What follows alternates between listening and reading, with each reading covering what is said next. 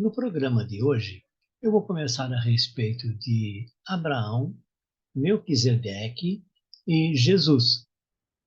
Nesse programa, eu vou colocar a minha visão a respeito da religiosidade iniciada com Melquisedeque, que influenciou Abraão, culminando com Jesus. Bom, eu sou João Batista, pesquisador bíblico, ufólogo, espiritualista e pesquisador da viagem no tempo. E esses programas vai ser apresentado no sábado, às 19 horas, e nas quintas-feiras, às 21 horas. Bom, vamos então ao nosso programa de hoje. Nos tempos de Abraão, ele e seu pai moravam na terra de Ur dos Caldeus e adoravam a muitos deuses, dezenas de deuses, sendo, portanto, politeístas. Nesta época surgiu no quadro Melquisedeque, que se chama Maquiaventa Melquisedeque, que é sacerdote de El Elyon, o Altíssimo, o Deus único. Melquisedeque, segundo a Bíblia, não possui pai, nem mãe, nem genealogia. Ou seja, ele apareceu e desapareceu naquele momento da nossa história. Ele é mencionado poucas vezes na Bíblia. Bom, Abraão tinha um sobrinho chamado Ló, de quem ele gostava muito, e num certo momento as famílias e bens de ambos aumentaram muito, e os seus familiares estavam se desentendendo. Então Abraão sugeriu a Ló que eles se separassem. Ló iria escolher uma direção e Abraão iria na direção oposta. E assim sucedeu. Porém, no lugar escolhido por Ló, haviam 4 reis que se uniram e tomaram a Ló e a sua família por escravos, tomando todos os seus bens. Bom, Abraão ficou sabendo disto e ficou muito bravo. Ele reuniu um pequeno exército composto de seus parentes e de seus escravos e salvou Ló e os seus familiares. Quando Abraão estava voltando da batalha, ele encontrou quem? Melquisedeque, que era o rei de Salém, ou rei da paz, e deu a ele o dízimo da batalha. Jerusalém, Salém é Jerusalém. Bom, e nós temos que Jesus, o Messias, é sacerdote eterno, segundo a ordem de Melquisedeque. Mas quem é Melquisedeque? Melquisedeque é um dos 12 Melquisedeques que viram que a terra estava sem rumo e precisavam de um norte, ou seja, uma direção. Então, um dos 12 Melquisedeques, de nome Maquiaventa Melquisedeque, se ofereceu para vir à terra com esta missão. Melquisedeque tinha uma teoria do Deus único, que era El Elyon, criador do universo. E ele, naquele momento, já havia influenciado alguns povos ao seu redor para aderirem ao monoteísmo. Mas voltando a Abraão, quando ele encontrou com Melquisedeque, ofereceu-lhe o dízimo obtido dos 4 reis após a batalha. Era comum naquela época, quem vencia uma batalha, tomar os bens do vencido. Bom, porém, a quem se oferece um dízimo senão a um Deus? Ou a um representante de Deus? Ou ainda, como era hábito naquela época, oferecer um dízimo a um rei ou governante superior a quem ele deveria pagar normalmente impostos. Este último caso não me parece ter ocorrido, pois não consta que Abraão fosse subjugado pelo rei de Salém. Bom, nós temos, neste caso, o primeiro ponto relevante de nossa história, o encontro de Abraão com Melquisedeque, onde Abraão lhe ofereceu o dízimo da sua batalha. Quando eu digo ponto relevante, existem, é claro, na nossa história, muitos pontos relevantes. Eu apenas pego alguns para fazer uma análise. Nós temos um primeiro, por exemplo, com Adão. Nós temos a grande inundação com Noé. Nós temos o encontro de Abraão com Melquisedeque. Nós temos Jesus. E assim muitos outros, mas eu considero estes, em meu ponto de vista, alguns dos principais. Bom, continuando, né? Consta também na Bíblia que Abraão não quis ficar com nada dos 4 reis, distribuindo a seus homens e ao rei de Sodoma um, todos os bens que ele havia feito na pilhagem. Bom, um dos deuses cultuados por Abraão e seu pai naquela época era Yahvé ou Javé, cultuado pelos semitas. Este era o Deus do Monte Horebe, o vulcão do Sinai. Deus disse também que a quarta geração, após vir para Canaã, sua gente iria para o Egito e lá ficaria por 400 anos. Ou seja, quando os israelitas foram acolhidos no Egito, não houve escravatura, não houve nada. Eles foram convidados por Faraó para ficarem lá, em função de José, que era o segundo em comando no Egito, após o Faraó apenas. Bom, as gerações foram Abraão, Isaque, Jacó e a quarta geração, José, filho de Jacó. Jacó teve o seu nome mudado pelo Senhor para Israel. Daí surgiu então o termo Israel, israelitas, que se refere a Jacó. Bom, José, após vários acontecimentos, com o ciúme de seus irmãos e os 7 anos de vacas gordas e os 7 anos de vacas magras, trouxe então a Jacó a sua família para o Egito, que naquela época eram cerca de 70 homens, sem contar as mulheres. Olha só que interessante. Quando os israelitas saíram do Egito, após 400 e poucos anos, eram entre 1.800.000 e 200.000 pessoas. Como cresceu o povo israelita no Egito? Bom, depois, num outro ponto, eu comento a respeito dessa quantidade de pessoas em que eu me pronunciei, em torno de 1.800.000 e de 1.200.000, que não é para agora. Bom, vamos falar agora um pouquinho dos textos bíblicos que fomentam, que endossam aquilo que eu conversei agora. Melquisedeque, por volta do ano de 1973 a.C., Maquiaventa Melquisedeque se apresentou às raças humanas como sacerdote de El Elyon, o Altíssimo, o único Deus. Isso está em Hebreus 7, de 1 a 4, em Gênesis. Mas vamos dar uma pincelada rápida. Em Hebreus 7, de 1 a 4, Melquisedeque é um tipo de Cristo. Este Melquisedeque, rei de Salém, sacerdote do Deus Altíssimo, saiu ao encontro de Abraão, que regressava da derrota dos reis, e o abençoou. E foi a ele que Abraão ofereceu o dízimo de todos os seus despojos. Como ele, conforme indica seu nome, primeiro foi rei da justiça e depois rei de Salém, isto é, rei da paz. Sem pai, sem mãe, sem genealogia. Os seus dias não têm começo e a sua vida não tem fim.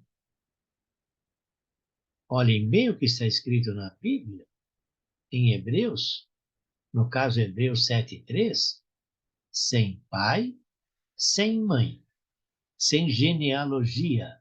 Seus dias não têm começo e sua vida não tem fim. Continuando a leitura, assemelhando-se assim ao Filho de Deus, permanece sacerdote para sempre. Considerai, pois, a grandeza daquele a quem até o patriarca Abraão deu o dízimo de seus espólios mais ricos. Bom, vamos dar uma pincelada agora em comentários da Bíblia 2 com respeito a Hebreus 7:1. Há duas ordens de sacerdócio, o de Melquisedeque e o de Levi. Melquisedeque, como figura de Cristo, é superior a Abraão e, por isto, a Levi. Uma nova ordem de sacerdócio foi anunciada, porque a levítica foi incapaz de levar à perfeição. Enquanto o sacerdócio levítico se funda na descendência carnal dos homens mortais, o sacerdócio eterno de Melquisedeque, desculpe, se baseia na vida mortal de Cristo glorioso, sendo este mais perfeito, o que era imperfeito e provisório ficou abolido. O novo sacerdócio garantido por Deus substitui o grande número de sacerdotes por um único e eterno sacerdote, Cristo. Sob a lei havia sacerdotes pecadores, mas o Filho é santo e imaculado. O que significa esse contexto? Sob a lei havia sacerdotes pecadores, porque nos sacerdotes levitas havia sacerdotes que faziam coisas não muito boas. E o sacerdócio de Jesus, ou seja, mas o Filho é santo e imaculado. Nós temos em Gênesis 14:20, em que Melquisedeque abençoa Abraão. No seguinte contexto, Melquisedeque, rei de Salém, trouxe pão e vinho, e, como sacerdote do Deus Altíssimo, abençoou Abraão, dizendo: Bendito seja Abraão pelo Deus Altíssimo, Criador do céu e da terra. Bendito seja o Deus Altíssimo, que entregou os seus inimigos em tuas mãos. E Abraão lhe deu então o dízimo de tudo. Olhem bem o que está escrito em Gênesis 14:18. Melquisedeque, rei de Salém, trouxe pão e vinho. Da mesma forma que Jesus, na última ceia, distribuiu pão e vinho a seus apóstolos. Nós temos um comentário em Gênesis 14:18 que diz: Salém é Jerusalém. Melquisedeque é rei e sacerdote, segundo o costume dos reis orientais. É uma figura de Davi, que, por sua vez, representa o Messias, rei e sacerdote. O pão e o vinho que oferece prefiguram a Eucaristia. Bom, vamos dar uma olhadinha agora do que diz quem é Yahvé. Yahvé era o Deus das tribos semitas palestinas do sul, que o associavam com o Monte Horeb, o monte do vulcão do Sinai. Yahvé era um entre muitos deuses da natureza. Isso nós temos escrito no livro de Urântia, no contexto 96.1.3.1. E diz exatamente o seguinte: Yahvé era o Deus das tribos palestinas do sul, as quais associavam esse conceito de deidade com o Monte Horebe, o vulcão do Sinai. Yahvé era meramente um entre centenas e milhares de deuses da natureza que atraíam a atenção e clamavam a adoração das tribos e dos povos semitas. Olha só, tem alguma coisa errada em escolher uma das deidades daquela época, no caso Yahvé, para ser o Deus único? Nada. Na dica de nada. Simplesmente foi utilizado uma deidade que já era cultuada naquela época para representar, olhem só, representar o Deus único, Yahvé.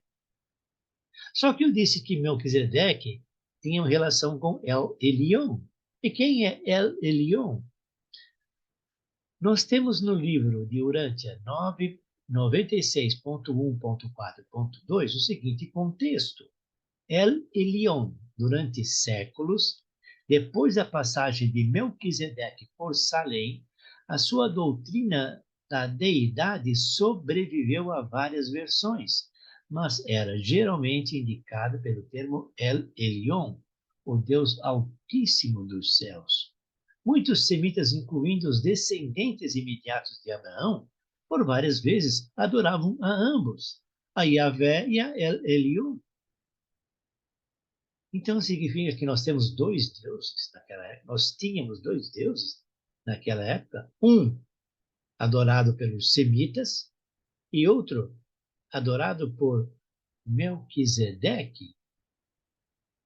O que acontece é que essas duas definições de deidades se reuniram, se integraram numa só, que nós conhecemos hoje por Deus. O que eu, pessoalmente, conheço como o mentor do universo. E para mim, o mentor do universo pode ser adorado, cultuado de diversas formas, por diversas raças, cada um com nomes distintos. Mas o mentor do universo, no meu ponto de vista, é um só, que atende a todos. Mas continuando aqui, né? Aqui nós temos a Abraão e Ló, que em função das suas posses se separaram em direções opostas. Nós temos isto em Gênesis 13, de 1 a 13. Eu não vou ler todo o contexto, porque eu já falei sobre ele no início. Temos também em Gênesis 14, de 8 a 12, sobre os 4 reis que levaram cativos a Ló e seus familiares.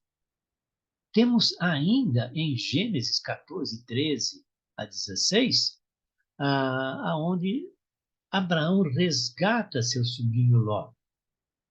E em Gênesis 14, 18 a 20, a descrição do encontro de Melquisedeque com Abraão. Bom, continuando aqui, nós temos em Salmos 109, 4, o Senhor jurou e não se arrependerá. Tu és sacerdote para sempre, como Melquisedeque. E este versículo se refere ao Messias, o ungido, ou o Cristo. Então, Jesus é sacerdote para sempre, como Melquisedeque. Bolas, quem é mais importante? Melquisedeque ou Jesus? Não tem diferença, não tem mais importante nem menos importante. Todos são importantes, cada um no seu ponto da história. Melquisedeque veio trazer um norte para a terra, Jesus também veio trazer um norte para a terra, assim como muitos outros também vieram de outras religiões.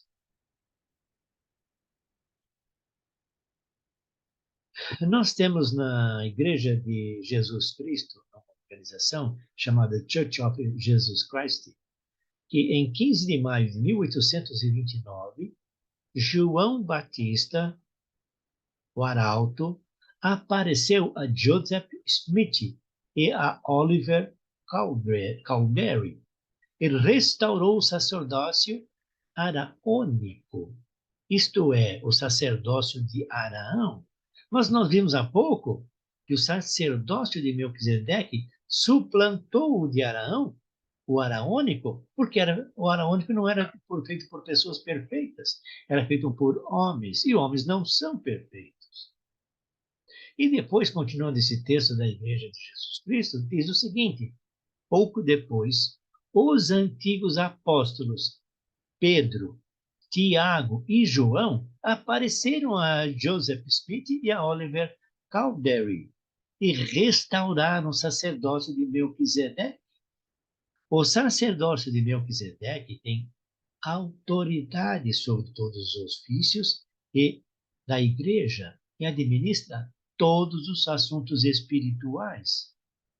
E quando um padre é ordenado padre, o sacerdote, ele é ordenado segundo a ordem de Melquisedeque.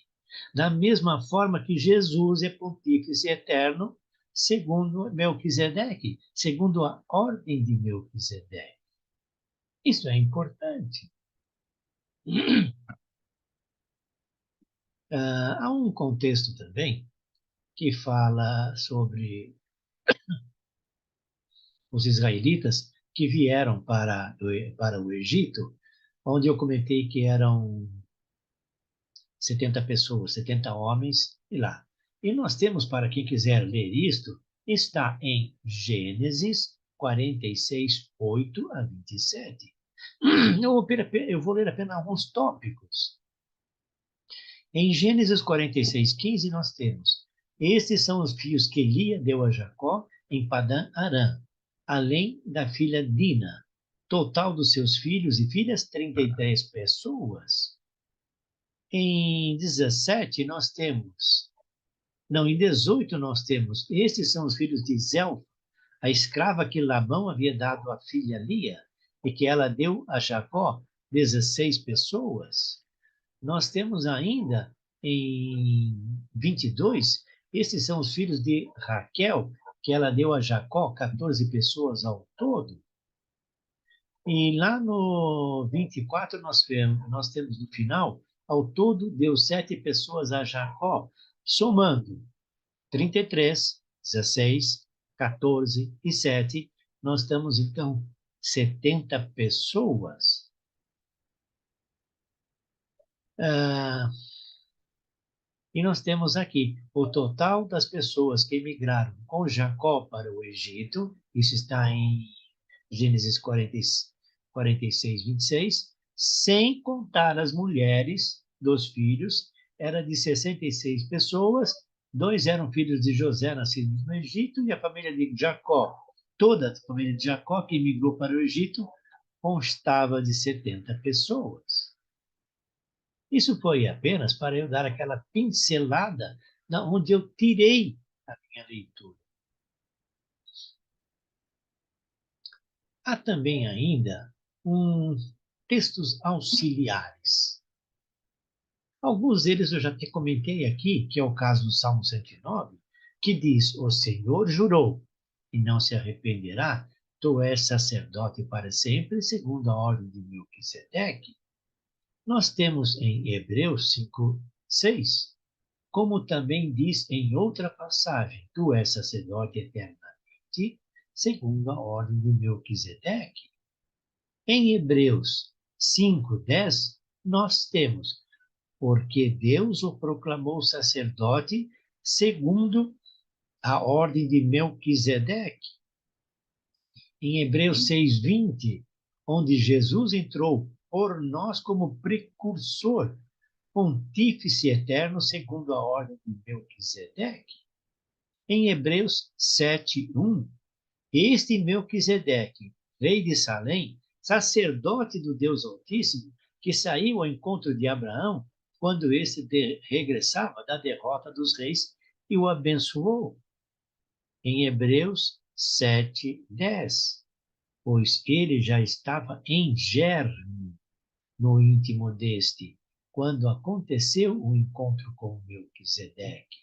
E em 11 nós temos: se a perfeição tivesse sido realizada pelo sacerdócio levítico, porque é sobre este que se funda a legislação dada ao povo, que necessidade havia ainda de que surgisse um outro sacerdote, segundo a ordem de Melquisedeque, e não segundo a ordem de Araão? E nós temos em Hebreus 7:15, isso se torna ainda mais evidente se tem em conta que este outro sacerdote que surge à semelhança de Abraão e Melquisedeque. Em Hebreus 7:17, porque está escrito, novamente, mais uma vez: tu és sacerdote eternamente segundo a ordem de Melquisedeque. Então, eu quis com isso dar uma pincelada nesse ponto que eu acho importante, da nossa Bíblia, da nossa descrição, dos nossos contextos, que é Abraão no encontro com Melquisedeque e a conexão de Melquisedeque a Jesus. Abraão deu, Melquisedeque deu a Abraão o pão e o vinho. E Melquisedeque era sacerdote eterno. Jesus ofereceu pão e vinho na Santa Ceia e é sacerdote eterno segundo a ordem de Melquisedeque. Espero que com isto tenha trazido um pouco mais de entendimento às pessoas. E uma coisa importante, caso os senhores e senhoras queiram que eu faça um programa a respeito de algum tema, deixem aqui nos comentários, que eu leio os comentários e, se for o caso, eu preparo um programa a respeito disto. Esses meus programas se baseiam fundamentados na Bíblia e em alguns outros livros que não são da Bíblia, que são apócrifos. Apócrifos. Assim bem como o livro que eu ouvi, que eu comentei, que é o livro de Urântia, que também não faz parte da Bíblia, mas também muitos não o fazem. Portanto, se gostaram disto, clique naquele breguetinho do gostei, se inscrevam em nosso canal e Deus abençoe a todos e a todas. Namastê. Eu sou João Batista.